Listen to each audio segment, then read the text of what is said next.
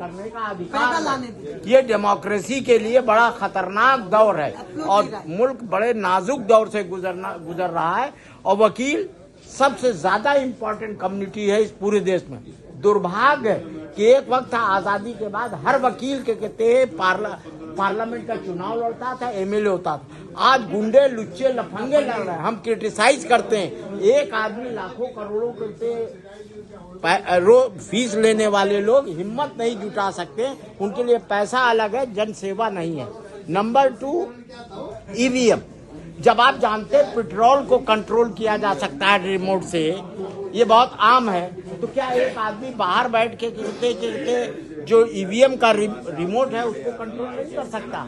लिहाजा ईवीएम का कहते हैं कि जगह बैलेट से हो, अगर नहीं भी हो तो 50% एटलीस्ट के कहते जो उसके पेपर निकल रहे हैं उसकी कभी भी पूरी सबकी काउंटिंग होनी चाहिए। सबके केस में ईवीएम नहीं था, वहाँ बैलेट ही था।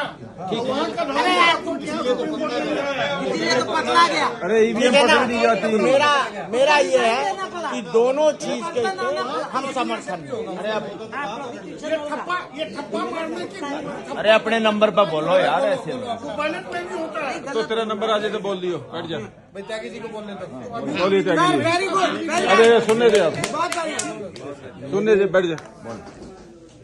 बड़ी स्पष्ट बात है, कल टिकैत साहब ने भी कहा, मैं सहमत हूँ उनसे, कि भारत के अंदर जो बड़े बड़े धनकुबेर हैं, बड़े बड़े पूंजीपति हैं, पूरा राज उनका चल रहा है और जो वर्कर्स हैं, पीजेंट्स हैं, गरीब लोग हैं, उन सबको जो है उनके मूवमेंट्स को, उनके इंडिपेंडेंट मूवमेंट्स को कुचला जा रहा है पूरे देश के अंदर। ये जो किसानों के ऊपर दमन हो रहा है, ये उसी का एक हिस्सा है, उसी का पार्ट है। 1947 में भारत के पूंजीपतियों ने ब्रिटिश पूंजीपतियों से भीख में ये सत्ता ली थी, समझौता करके, हमारे स्वतंत्रता संघर्ष के साथ गद्दारी करके। मैं नाम नहीं लेना चाहूँगा, उन्होंने सत्ता ली थी और उसके 1947 के बाद जिस किस्म का राज कायम किया है, आज हम बार बार कह रहे हैं डेमोक्रेसी डेमोक्रेसी, हम कॉन्स्टिट्यूशन में डेमोक्रेसी ढूंढ रहे हैं, पार्लियामेंट में, सुप्रीम कोर्ट।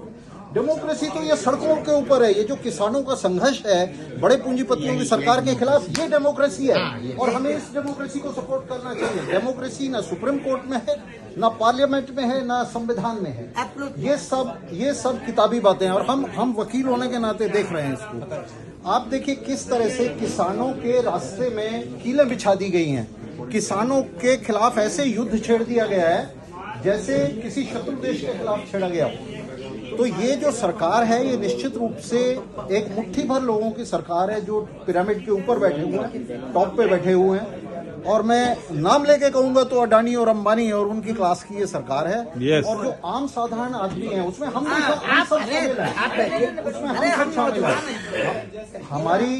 हमारी बढ़िया से हमारी बार के अंदर भी आप देखेंगे तो एक तरफ तो एक मुट्ठी भर एलीट है और दूसरी तरफ हम आम साधारण वकील हैं सारे। ये स्थिति देश के अंदर है। तो ये जो एलीट है ये आपस में मिला हुआ है, राज कर रही है। जो हमारे प्रेसिडेंट साहब ने अभी बयान दिया, चिट्ठी दी लिख करके, तो ये उसी का हिस्सा है।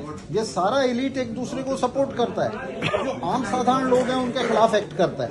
तो इस देश के अंदर आम साधारण वकील हैं, डॉक्टर हैं, टीचर्स हैं, किसान हैं, मजदूर हैं, ये सब एक हैं, इनके सबके इंटरेस्ट एक है, इनके सबके हित एक हैं। और आज जो हम खड़े हुए हैं ये उन्हीं की सपोर्ट में खड़े हुए हैं। ये डेमोक्रेसी है जो सड़क के ऊपर संघर्ष कर रहे हैं उन कीलों के खिलाफ। ये डेमोक्रेसी है जो संघर्ष कर रही है इस फांसीवादी सरकार के खिलाफ। तो ये डेमोक्रेसी है। हम पूरी तरह से इस डेमोक्रेसी को सपोर्ट करते हैं और यहाँ हम नहीं जानते कि ईवीएम में धांधली हो रही है या नहीं हो रही है, लेकिन एक बात तय है कि पूरे देश में ईवीएम का बहुत ही व्यापक विरोध है। मुट्ठी भर लोगों को छोड़ दें जो सरकार के साथ हैं, तो आमतौर से जनता ये सस्पेक्ट कर रही है, इस बात का अंदेशा है कि ईवीएम में धांधली हो रही है। और अगर हो रही है तो हम ये निश्चित रूप से इस मांग का भी समर्थन करते हैं कि ईवीएम का खेल बंद किया जाए। सोल्यूशन भी बताओ, अल्टरनेटिव भी बोलो। अभी तो उनकी प्रॉब्लम देखिए हम अभी आप